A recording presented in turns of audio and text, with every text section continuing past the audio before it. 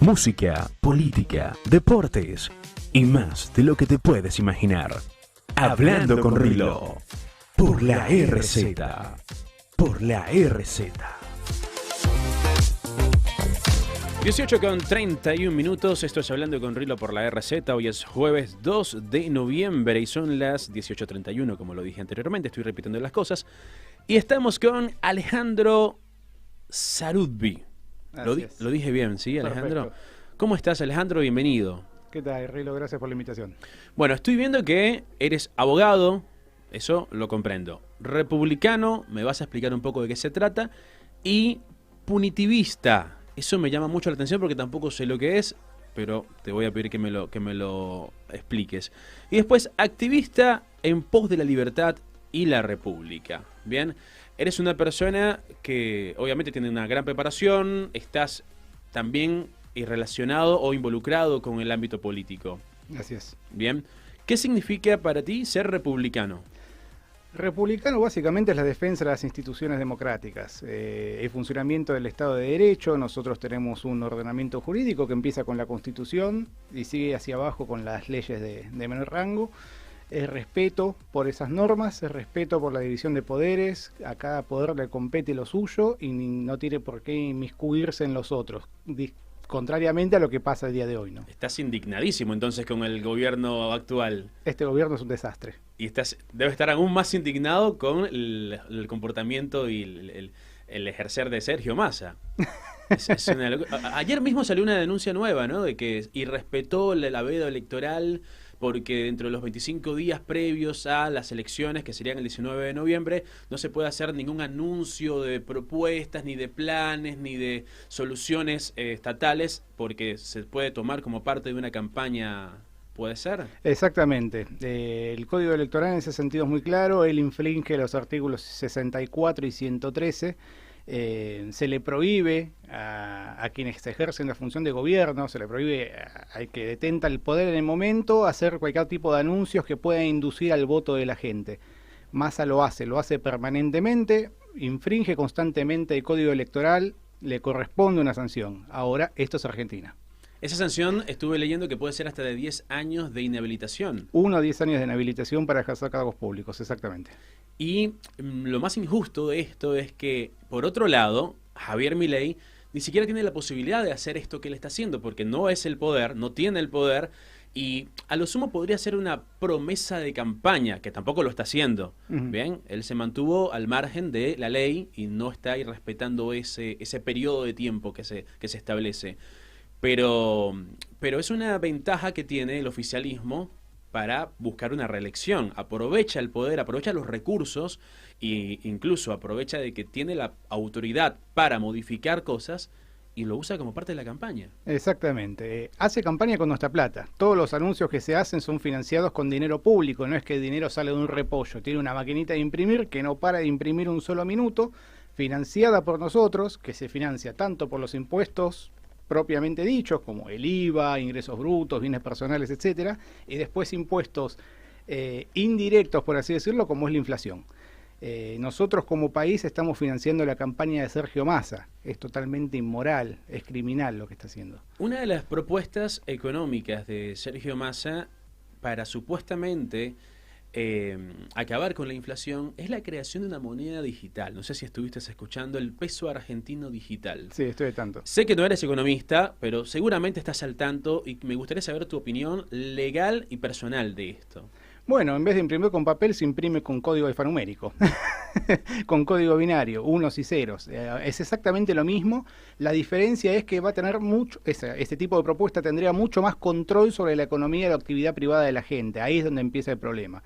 Al existir una moneda digital sería totalmente rastreable. Todo movimiento que nosotros hagamos puede ser cuantificable.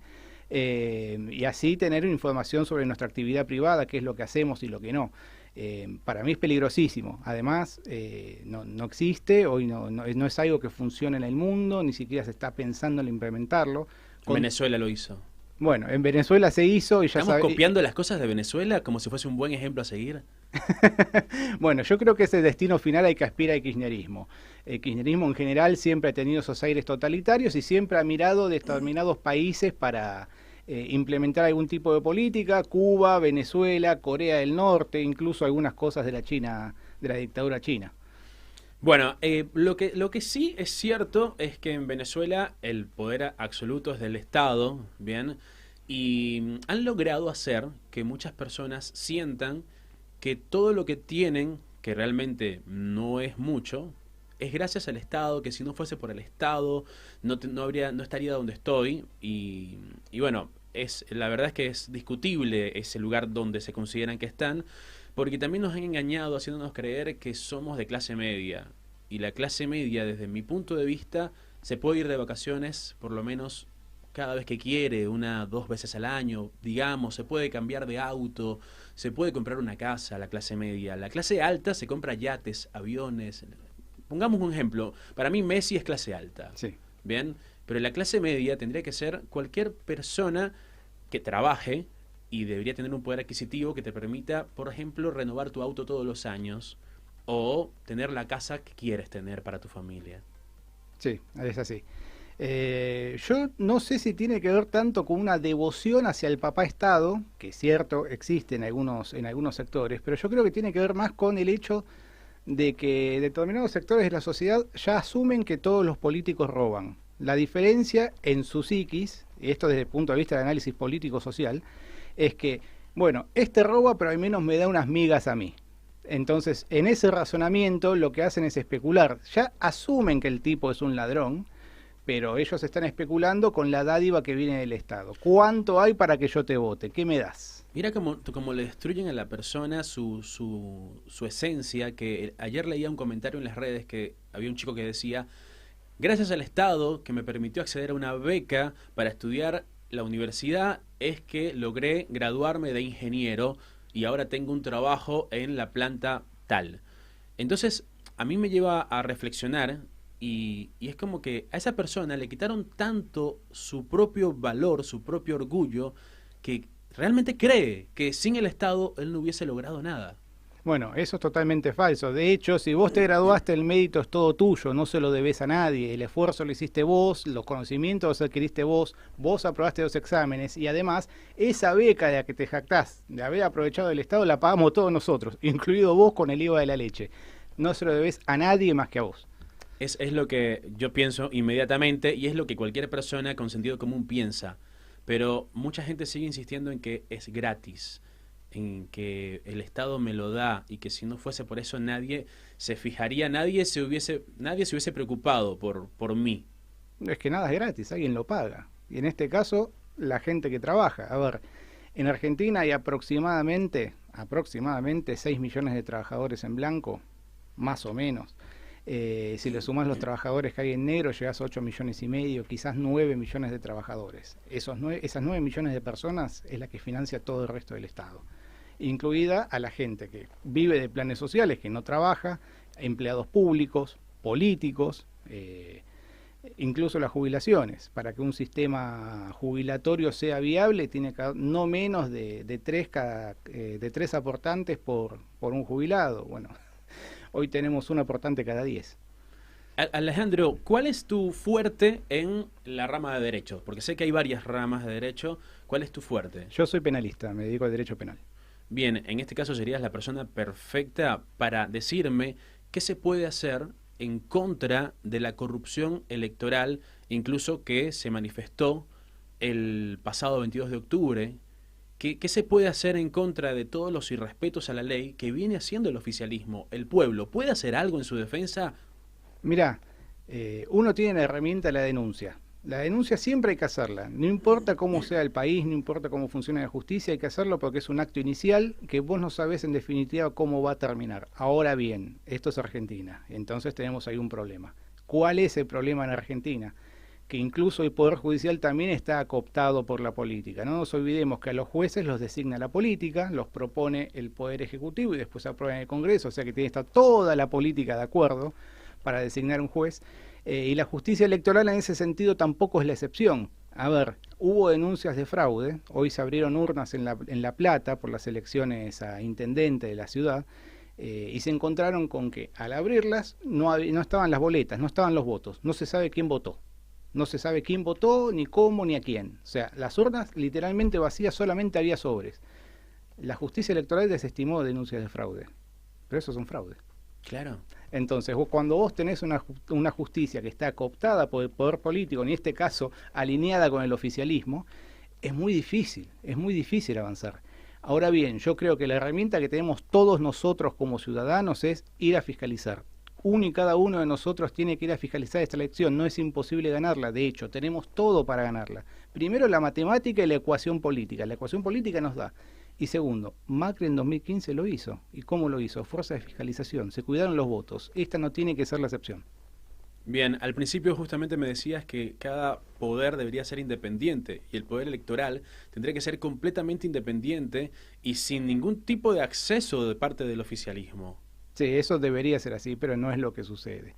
De hecho, todo lo que tenga que ver con la justicia federal, justicia electoral, etcétera, está totalmente cooptada por el oficialismo hoy. Entonces es muy difícil avanzar, no solamente en cuestiones electorales, sino también en causas de corrupción. Tomemos el ejemplo de Cristina Fernández. Tuvo más de 700 denuncias, 94 procesamientos, solo una condena. En causas en las cuales hubo mucha prueba. No te digo que en las 94 eran causas que estaban cerraditas, iban como un caño. Pero sí había por lo menos entre 10 y 15 causas en las cuales ya tendría que haber sido condenada y sin embargo fue condenada solamente en una. Otro de los problemas más comunes en Argentina es el tema de la defensa personal. Básicamente, el otro día hablaba con un policía y el ciudadano común de bien está atado de manos a la hora de ser atacado por un criminal.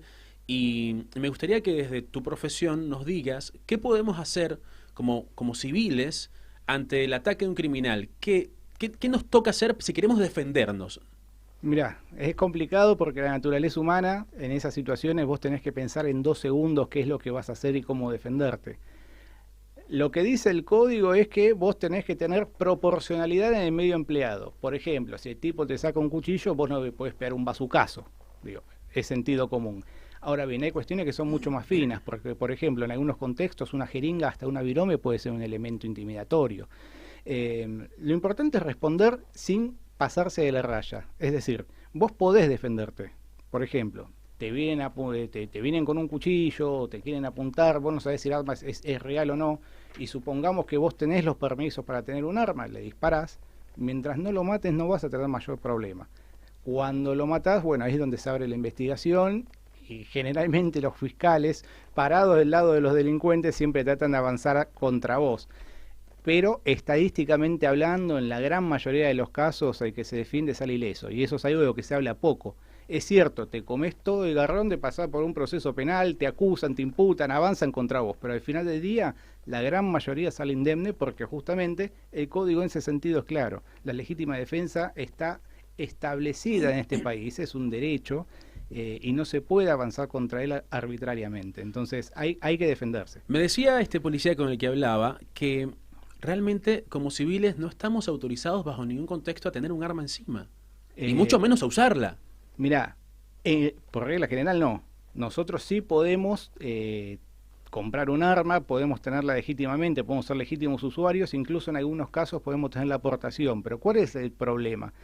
Es mentira que en Argentina no existe la libre portación. Existe. El problema es que hoy es un órgano rector que está controlado por el oficialismo y más concretamente por la Cámpora, que no le otorga las armas a nadie. Entonces, si no te dan los permisos, vos podés comprar un arma, pero si la vas a tener abajo de la cama, en cualquier contexto o circunstancia, y muchas veces no te sirve, sobre todo cuando pensamos en zonas como el Gran Buenos Aires, ¿no? La Matanza, Moreno, etcétera, donde básicamente, a ver, la gente vive esquivando balas. Ni ayer literalmente frente a mi casa a una chica, 2 hombres que se bajaron de una moto, la chica estaba bajando de su auto, cerrando la puerta, le pusieron la pistola en la frente y se llevaron su auto. Ella lo que hizo fue quedarse llorando y temblando. Pero claro, si fuese otra persona que quiere defenderse y tuviese un arma en su auto, lo primero que le preguntarían es ¿por qué tenía un arma en su auto? Sí, lamentablemente es así. Lo primero que te pedirían es por qué tenías un arma y si la tenías, bueno, mostrame los permisos. Si no, si vos no tenías los permisos, bueno, ahí se te va a avanzar hacia una imputación por tenencia ilegal de arma de fuego y demás. Pero nosotros tenemos el derecho a defendernos. Ahora, ¿cuál es el problema? Cuando los organismos del Estado están cooptados por un oficialismo que siempre está parado del lado del delincuente y bueno, se hace un poco más complicado. ¿Tu recomendación cuál sería en esta instancia donde hay tanta inseguridad en la calle y algo tendríamos que hacer para cuidarnos? O sea, va a llegar un momento en que vamos a tener que armarnos, vamos a tener que tener alguna protección nosotros, porque no podemos ser siempre la presa. Estoy de acuerdo con vos. Mira, en ese sentido mi recomendación es, siempre es mejor defenderse y tener la posibilidad de cuidar la vida ante todo. A ver, esto es muy básico. Yo prefiero comerme un proceso penal a perder la vida. Digo, es matemática, es una ecuación. Del proceso penal vos podés salir indemne. Incluso aún en el caso de que vos te hayas excedido en esa legítima defensa, difícilmente vayas preso porque la pena será de cumplimiento condicional. Rara vez te dan más de 3 años. Entonces, en ese sentido te vas a ir a tu casa. Condenado no te vas a ir a tu casa, pero vivo. Pero vivo. Me parece que eso es lo más importante. Esto no es un llamado a que todos nos volvamos locos, salgamos con las armas a la calle y empecemos a revolver balas para todos lados. No. Eso es muy importante, porque viste que se empezó a tratar de ensuciar la imagen de Javier diciendo, no, Javier les va a dar armas a todos. Para mí no es tan así. Primero que la ley ya indica que antes de tener un arma tienes que pasar una prueba psicológica. Sí, así es. Antes de que te den la aportación. Exactamente, sí o sí pasás por una pericia psicológica. Si no la pasás, no tenés el arma. Y además, hoy en algunos casos, por ejemplo, porque para lo que es la aportación, vos tenés que dar algún tipo de justificación de por qué la que es. ¿Cuáles pueden ser las explicaciones? Bueno, zona peligrosa, actividad peligrosa. Ejemplo, los abogados penalistas generalmente estamos abarcados y amparados en ese ámbito. Pero hoy es posible legalmente acceder. El problema es el Estado, una vez más. E insisto, esto no es una invitación a salir a la calle revolviendo balas para todos lados, no. Pero ahora, a la hora de defender nuestra vida y la de nuestros familiares, sí. Después hay un tema muy importante que es que la gente dice que Javier quiere cambiar las leyes de portación de arma o de tenencia de arma. Y bueno, explícanos como abogado si esto es un error, si esto es cierto, ¿qué es lo que está pasando? No, eso es falso, no. A ver, lo que propone la plataforma de Javier es que la ley funcione como tiene que funcionar, que todos tengamos la posibilidad de acceder, porque en definitiva es nuestro derecho. La ley no nos impide a nosotros comprar un arma. De hecho, por el contrario, nos lo garantiza. Ahora, ¿cuál es el problema? Que la institución que tiene que darte los permisos para vos poder tenerla, no funciona. Y los que tienen las armas son los criminales. Exactamente, siempre y sin excepción. Entonces, lo que propone Javier es justamente eso, que se cumpla la ley. No va a haber ninguna reforma, no es que vas a ir a un Carrefour y vas a encontrar una góndola llena de ametralladoras, no, eso no va a pasar. En el kiosco. Claro, esto no es Texas y no va a ser Texas tampoco. Pero sí queremos tener la posibilidad de defendernos. No va a haber modificaciones a la ley existente. No. Lo que va a cambiar es básicamente la cúpula de quien hoy detenta el poder dentro de ese organismo, que hoy es la Cámpora. Ahora, administrado por gente seria, preparada y capaz, y bueno, no hay ningún obstáculo para que funcione como tiene que funcionar. Lo que te voy a decir ahora, capaz parezca un chiste, pero para mí es serio, ¿eh? A ver. ¿Vos fumas, Alejandro? Fumaba hace 7 años. De que... Bueno, médicamente, el cigarrillo es nocivo para la salud y para la vida, ¿sí?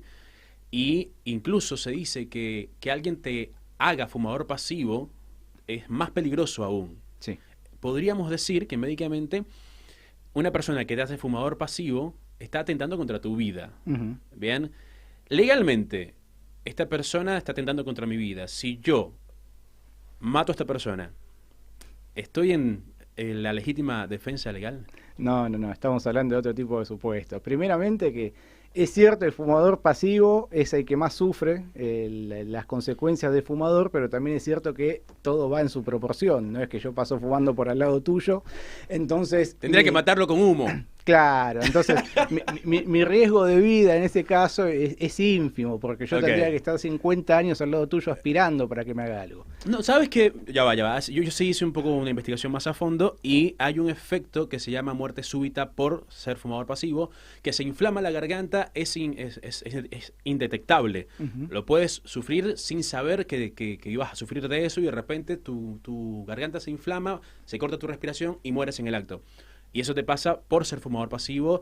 De repente que te expusiste, viste que ahora están los boliches donde todos fuman, a pesar de que está prohibido, pero todos están adentro fumando y te expones a una presión tóxica muy alta. Sí. Y podría pasarte algo así. Pero a esto, justamente explicaste al principio que el arma de defensa tiene que ser similar, proporcional a el arma de ataque. Claro, por ejemplo, a ver... Yo podría atacarlo con estos... También es casuístico. A ver, si te vienen con una navaja, vos podés dispararle. Ok. Ahora, no le dispares en el medio de la frente porque claramente hay una desproporción. Dispararle a las piernas, al estómago, a los brazos. Trata de repeler ese ataque, pero no busques matarlo. Porque eso es lo que se evalúa a la hora de definir si existió o no legítima defensa. Sí, sin embargo... Por ejemplo, la otra vuelta, frente a mi casa otra vez, es muy peligroso, vivo en Ramos Mejía, pero Sí. estamos bastante mal, es La Matanza. Es La Matanza. Frente a mi casa, vecino de enfrente, 4 de la tarde, sábado, muy tranquilo, muy solo a la calle, salimos a llevar a nuestro hijo a clases de robótica. El hecho es que frente a mi casa, mi vecino, un ladrón, digámosle, porque parecía que no lo quería robar, sino que lo quería matar, fue a darle puñaladas con la excusa de quitarle la moto, pero no se la pidió la moto siquiera, solamente empezó a apuñalarlo. Yo salgo corriendo con mi perro, el chico se asusta, sale corriendo y yo tenía dos cosas para hacer. O lo perseguía, lo atacaba y lo anulaba, bien, o ayudaba a mi vecino para que no se muera desangrado. En ese caso decidí ayudar a mi vecino porque en ese segundo dije, si yo lo persigo y lo ataco, yo voy preso. Tenemos ese miedo en la calle. Sí, ese miedo es real, pero es lo que transmite el Estado, ese miedo que pretende este gobierno que vos tengas. En el ámbito jurídico ese miedo no tenés que tenerlo. Vos podés repeler un ataque contra tu persona, contra un tercero. La ley te ampara en ese sentido. También por eso existe el arresto ciudadano. Ante la imposibilidad de que existe una fuerza de seguridad atendiendo una emergencia determinada, vos podés actuar en nombre propio y detener a esa persona incluso. Pero después hay otro miedo, que yo creo que es aún peor, porque supongamos que yo hubiese tomado la decisión de defender a mi vecino, golpear y anular a este chico, a este delincuente, pero no lo maté. Él va a quedar vivo. Y seguramente, como él tampoco mató a mi vecino, hay algún vacío legal que lo va a dejar libre. ¿Bien? Y esta persona, si yo lo herí, sabe dónde yo vivo y va a venir a arremeter contra mí. Entonces, ¿qué pasa? ¿Qué hacemos en esos casos? Bueno, esos casos son complejos en el sentido de que la realidad nos supera, sobre todo con un Estado que garantiza la impunidad del delincuente. Uno podría pedir una restricción perimetral, te la van a dar, pero es papel. Claro. Es papel. El tipo después cuando vaya va a hacer lo que quiera. Es así. El problema ante esas circunstancias es que nosotros estamos materialmente indefensos, porque si nosotros tuviéramos algún elemento de quedamos defensa, expuestos también, porque en ese caso que él sabe que yo salí de mi casa, quedó muy expuesto. Sí, sí, además sabe dónde vivís y donde vivís vos, estás vos, está toda tu familia, eso es lo riesgoso, lógicamente. Por eso yo insisto, creo y afirmo con total certeza que nosotros tenemos que tener la posibilidad de defendernos todos por igual. Si se aplica la ley que tenemos hoy, no tiene que haber ningún obstáculo para que podamos hacerlo, y además la justicia tiene que acompañar este cambio de época. Fíjate, claramente esta persona quería matar a mi vecino, porque fueron 10 puñaladas. Sí. No das 10 puñaladas para robar. No. Bien, no lo mató porque lo asistimos rápido y lo llevamos al policlínico. ¿Qué pasaba suponiendo que nos hubiésemos defendido y lo hubiésemos matado? Bien, Sí. en legítima defensa, en lo que sea. ¿Tenemos posibilidades de liberarnos de la prisión en ese caso? Depende de las circunstancias, depende cómo lo hayas matado. Porque claro, van a decir, no, primero que no me atacó a mí, atacó a mi vecino. No, pero no importa. Ok, A ver, yo puedo defender a mi vecino. Exactamente, vos podés defender a un tercero en una situación de indefensión, ante un ataque inminente o ya cometido, podés hacerlo. Ahora bien, también depende de las circunstancias. Y ahí ya es donde empiezas a ponerte un poco más técnico. Por ejemplo, ¿cómo lo mataste? ¿Cuándo fue? ¿Fue inmediatamente después o fue 10 minutos después? ¿Lo hiciste en el momento o saliste a buscarlo? Bueno, esas son todas las cosas que se evalúan a la hora de determinar si existió o no legítima defensa. Por ejemplo, hace poco, hace un par de años, un carnicero le habían entrado a robar, salió con la camioneta, salió para seguir a las personas que se escapaban en moto, las atropelló y las mató. Técnicamente hablando, eso ya no era legítima defensa porque ya fue posterior. Incluso él emprendió una persecución para recuperar lo que había perdido. ¿Cambia de ser defensa a ser venganza? no se toma como una venganza, sino generalmente se va más por el lado de la emoción violenta, digamos, una reacción violenta ante una circunstancia adversa, en este caso la comisión de un delito. Ahora bien, si eso lo hubiera juzgado un juez técnico, él probablemente hubiera sido condenado. Está bien, con una pena en suspenso, es verdad, en el marco de una emoción violenta. Fue un juzgado popular en la provincia de Buenos Aires y salió absuelto. Y sí, yo también lo hubiese... Exactamente. Yo le pongo Entonces, una estatua. Ese es el problema de fondo. ¿Cuál es el problema con los jueces hoy en Argentina? Se distanciaron totalmente de la realidad que vivimos nosotros. Entonces nosotros entre pares entendemos lo que vivimos porque lo vivimos todos los días. Ellos viven en una nube intergaláctica, no saben ni dónde están, no saben lo que vivimos nosotros, ellos tienen seguridad. Hasta que los afecta a ellos, porque hace poco pasó que un fiscal fue atacado y el fiscal con su arma creo que atacó al criminal y lo mató. Y ahí quedó libre enseguida, no pasó nada, todo limpio. ¿Por qué fiscal? Claro. Esa es la diferencia, que eso es lo que en definitiva diferencia hoy la justicia de nosotros. Ellos viven en una realidad que no es la nuestra. Entonces, desde una poltrona, desde la comodidad del despacho de la casa, y sí, el tipo va a juzgar lo que le parezca. Volviendo al tema de las elecciones y el fraude electoral, cualquier ciudadano puede hacer una denuncia en la fiscalía si considera que fue testigo de fraude electoral. Sí, cualquiera y en cualquier circunstancia, no necesitas ser abogado, podés hacerlo o ante la policía, o ante una fiscalía, o ante un juez. De hecho, los códigos procesales admiten todas esas vías para realizar una denuncia. Yo nunca aconsejo a las comisarías porque es un desastre, no entienden muy bien a dónde va la cosa, siempre directo a una fiscalía o un juzgado. ¿Y qué pruebas habría que llevar mínimamente como para demostrar fraude electoral? Grabaciones, videos, testigos, todo sirve, todo suma. Supongamos, se trata de un acta, por ejemplo. Vos sabés cómo la completaste, sabés cuáles sean los datos, sacaste las fotos, tenés una copia del acta, eso es muy importante, tener una copia del acta en el caso de los fiscales. Y de pronto el acta que llega de correo es otra y refleja otros datos. Bueno, vos con esos elementos podés ir a hacer una denuncia. Las grabaciones también sirven, sobre todo si se graba la maniobra. Si vos tenés grabada patente la maniobra, y ya está. Ahora bien, hoy vimos que se abrieron urnas en La Plata, estaban vacías, y está grabado, digo, se difundió por todos lados. Me interesa saber qué va a hacer la justicia electoral con eso ahora, porque eso es un escándalo. Eso es un escándalo. Incluso si se repite muchas urnas más, y yo no sé si no se podría repetir la elección, por ejemplo. E incluso la diferencia que hubo entre boletas físicas y el registro de la página web del sistema electoral.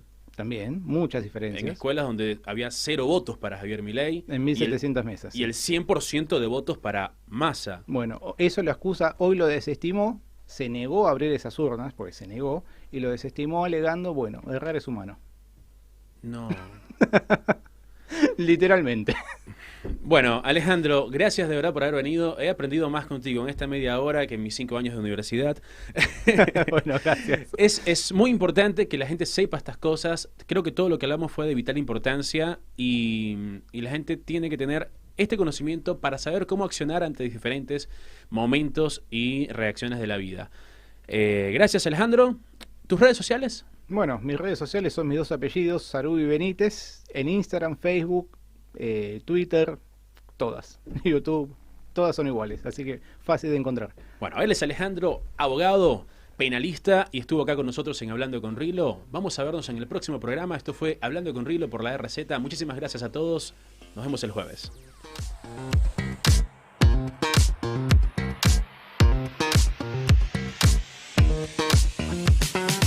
Esto fue Hablando con Rilo. Música, política, deporte, sucesos y mucho más. Nos despedimos hasta el próximo jueves a la misma hora por la RZ.